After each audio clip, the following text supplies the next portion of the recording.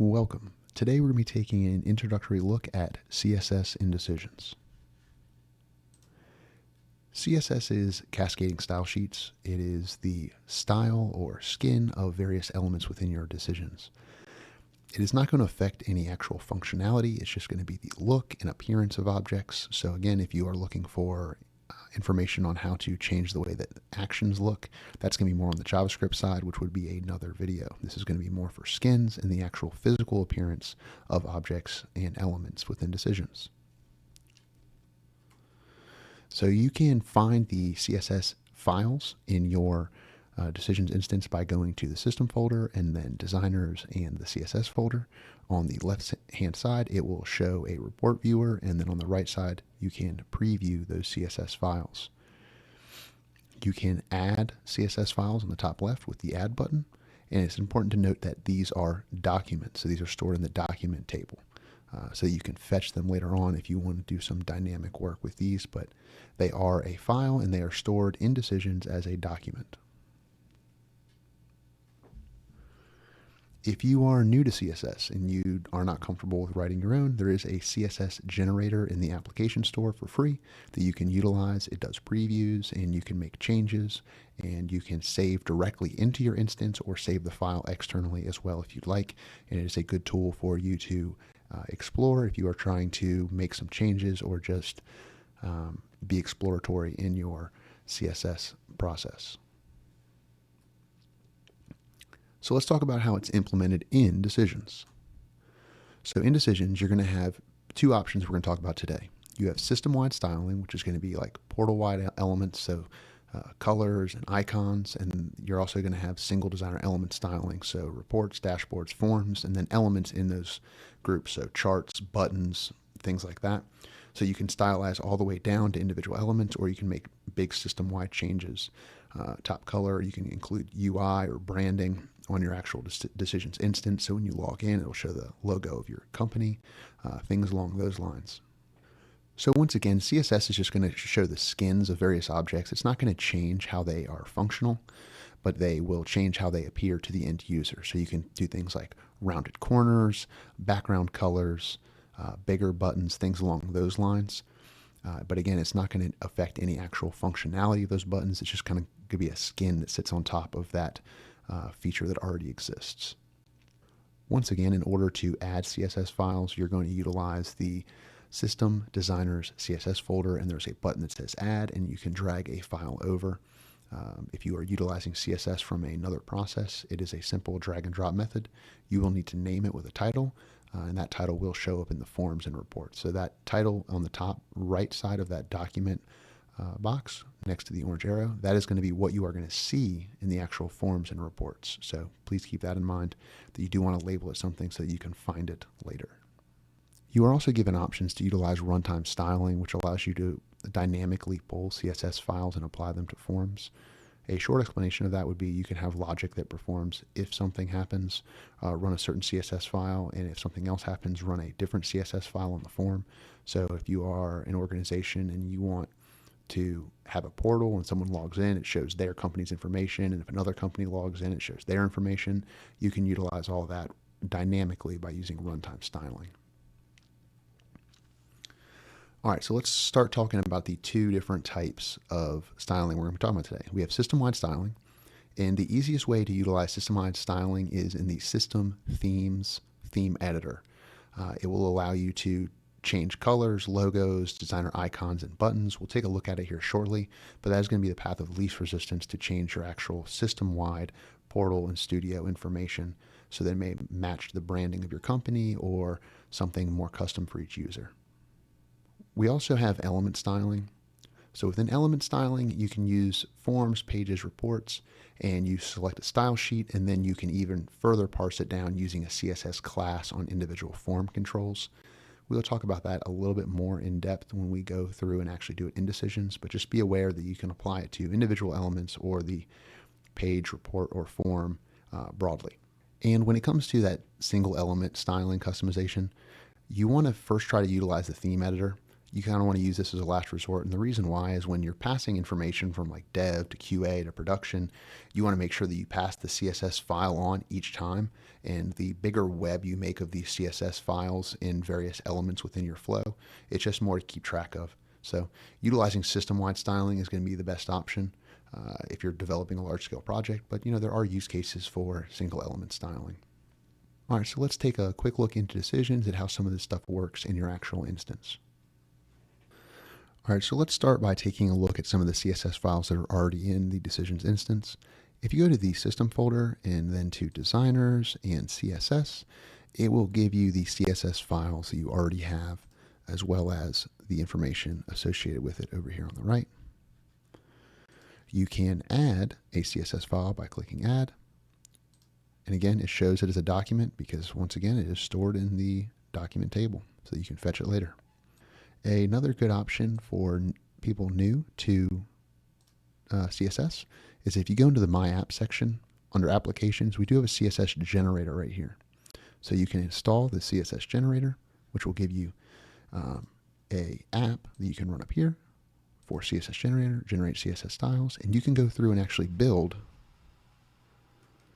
Rob's custom CSS, and you can make changes on various elements and it will write that CSS file for you. You can change background field colors, border colors, things along these lines to make some customized CSS for your project. And there's a handful of other slides after this. I'm not going to go through them all, but then it will allow you to save or go ahead and save directly into your actual decisions instance. So that is the CSS generator. So we talked about CSS is stored in your system-wide folder. You can generate it using the app. So let's start talking about how styling actually gets applied in your instance. So here in the system folder, if you go to and right-click on System, you can go to Themes and Theme Editor, and this will change the CSS for the system-wide option. So you can change the colors of things. You can go to icons and say, hey, instead of this download button, I want to change it to a different one.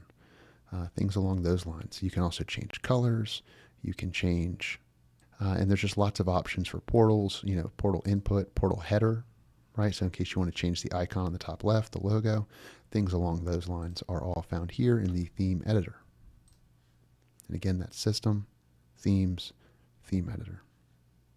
All right, so let's take a look at how you can apply CSS to a form and other elements and decisions. I have this form made.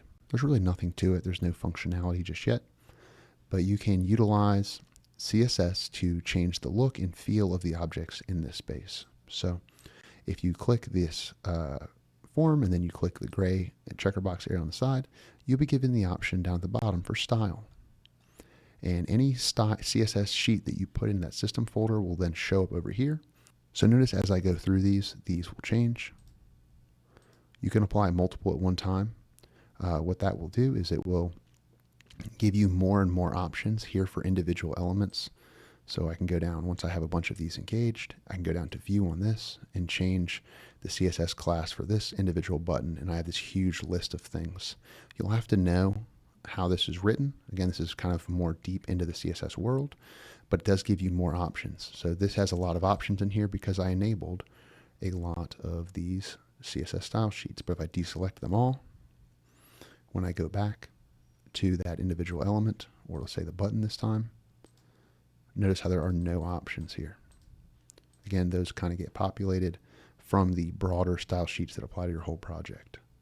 So there are options for you to change that allow you to implement this. Going through here. And some of these I even took from our documentation site. We do have a really great and robust set of samples in our documentation site. You just search for CSS and there's a couple of samples for different items, and that's what a handful of these are. But a bunch of these will come into your instance as well, previewed. A bunch of these will come into your instance as well by default. So again, if I select something like CSS Test 2 and I don't like these styles, there might be something else in this particular CSS class that I might like more. So if I go through, I might be able to find one. Now we're more of a square. So again, that is how you apply the CSS to your broader form itself, I'm going to deselect all these. I'll apply one. And you can change individual things as well. We did talk about the runtime CSS file name. And what that allows you to do is in a flow, I'll actually show you here. So if I make a flow,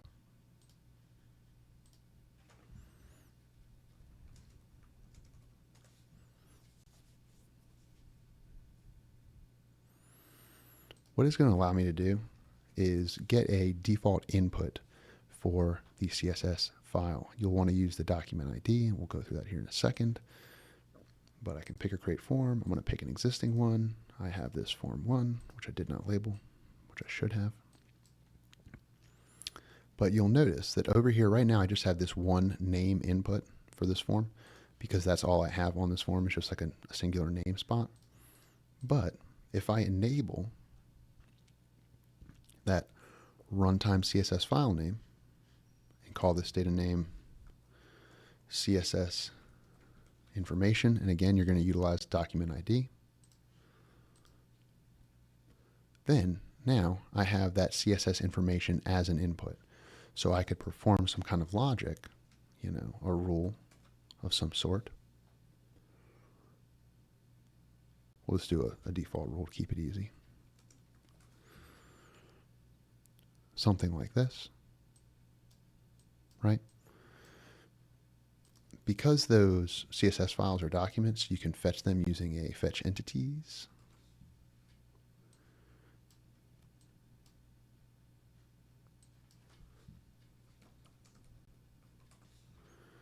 I guess I need to type that again. And you can say, okay, what is the type name? Once again, it is a document. And I'll do the same thing up here.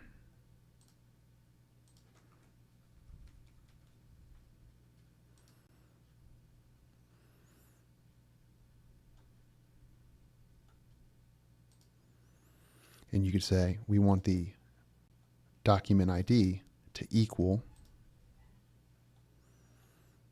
a certain CSS file document ID, and I'll show you that here in a second. So again, we have document type, document ID equals. Now we're getting this document ID field. Same thing here. We'll go document, and we want the document ID to equal, and I'll save this.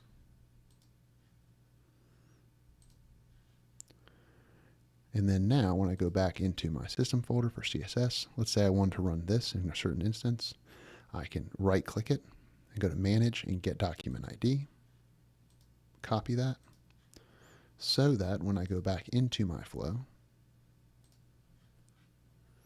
I can populate that particular CSS file right there. So dynamically we have a rule that down the false path, it'll run one way, and down the true path, it'll show a different CSS styling. I could find the other document ID on this side, and on here, I can just map in, build array, the string, and I'll pick that entity results, and I'm just going to take the first one because we're only fetching one singular document, and that'll be how you populate that. So again, kind of in review, you can utilize the CSS generator to create a CSS file. You can then add it to your designer's CSS folder using add right here, add a document.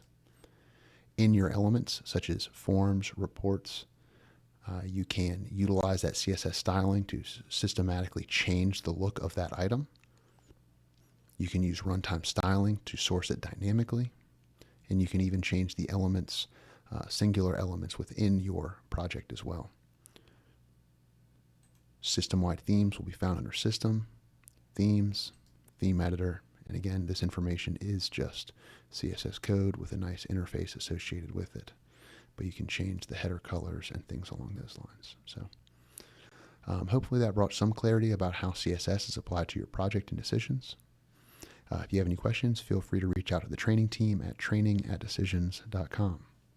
Thank you.